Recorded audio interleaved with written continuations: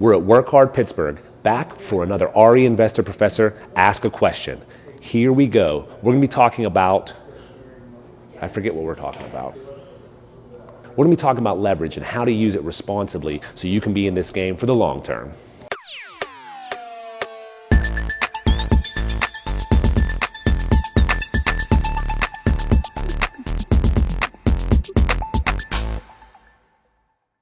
Kevin Albert says, "Hey Joe, first off, thanks for taking the time to teach people like me who are interested in getting in the real estate business.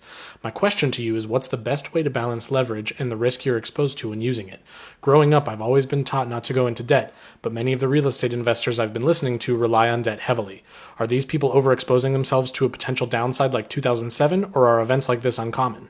Can't wait for your next live event, and thanks for taking the time to answer my question."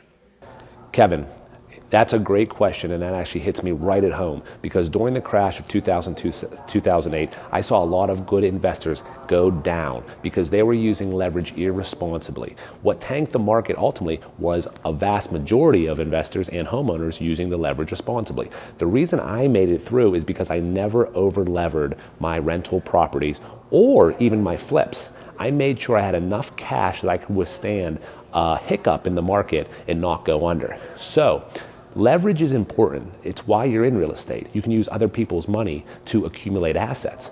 But responsible use of leverage is the key. It's a major key because if you don't, every 5 to 10 years there's going to be a hiccup. That hiccup is going to crash a lot of people who don't act in a fiscally responsible way.